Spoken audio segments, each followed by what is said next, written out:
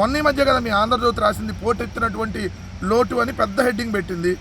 మళ్ళీ నెల రోజులు కాకుండానే నువ్వేమో అద్భుతం అన్నా. ఇది చూడండి, 10/11/2025 పోటెత్తుతున్న లోటు ప్రమాదంలో రాష్ట్ర ఆర్థిక పరిస్థితి. కట్టలు తెంచుకుంటున్న రెవెన్యూ లోటు 2025-26లో 33,185 కోట్లు ఉందంటే అంచనా. 6 నెలలకే 46,652 కోట్లకు చేరినవయో, అంచనాలకు తగినట్టు పెరగని రాబడులు, అంతకంతకు పెరుగుతున్న రెవెన్యూ వ్యయం, తొలి 6 నెలల్లోనే 63,000 కోట్ల అప్పు, అనవసర వ్యయాలను తగ్గించేసుకోవాల్సిందే. అక్కడేమో పోటెత్తుతున్న లోటు అని నెల రోజుల క్రితం మీ పత్రికలో రాసినాయి. నువ్వు నిన్నగా మొన్న కూడా చెబుతున్నావు, అప్పులే పుట్టట్లేదు, అసలు అప్పులు పుట్టట్లేదు, ఈ రాష్ట్రం ఏమైపోయిందో తెలియదు అని చెప్పి నువ్వే చెబుతావు. జిఎస్డిపి మళ్ళీ టాప్లో ఉందంటావు. జిఎస్డిపి టాప్లో ఉంటే అప్పులు ఎందుకు పుట్టవు? ఆల్రెడీ అప్పులు 18 నెలల కాలంలో 2,60,000 కోట్లు అప్పులు ఆల్రెడీ చేసి ఏం చేశారు?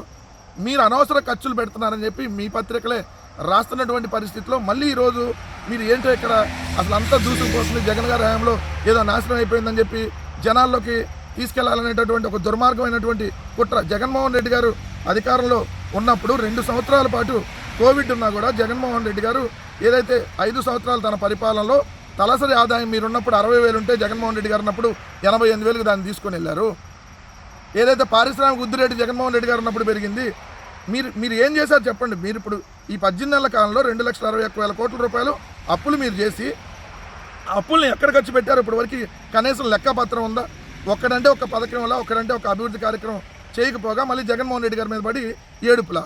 రాష్ట్ర జీడిపిలో జగన్మోహన్ రెడ్డి గారు ఉన్నప్పుడు ఆ రాష్ట్ర జీడిపిలో అప్పుల శాతం 4.08% ఉంటే మీరు అధికారంలోకి వచ్చిన మొట్టమొదటి ఏడాది కాలంలో అది 5.12% అయింది. వైఎస్ఆర్సీపీ ఆయనలో 2 ఏది రాష్ట్ర స్థూల ఉత్పత్తిలో రెవెన్యూ లోటు 2.65% ఉంటే ఇప్పుడు మీరు అధికారంలోకి వచ్చిన తర్వాత సంవత్సర కాలంలోనే 3.61%కి వెళ్ళింది. ఎప్పుడూ లేని విధంగా అప్పులు చేస్తూ ఉన్నారు. 72% అప్పులు ఆల్రెడీ చేశారు.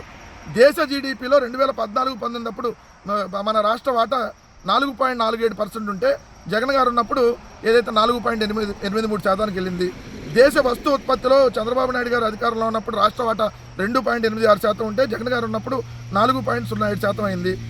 ఏదైతే మీరు చూస్తే రాష్ట్ర తలసరి ఆదాయం చెప్పి 60,000 రూపాయలు ఉంటే 88,000కి జగన్మోహన్ రెడ్డి గారు 2 సంవత్సరాలు కోవిడ్ ఉన్నా పెంచారు.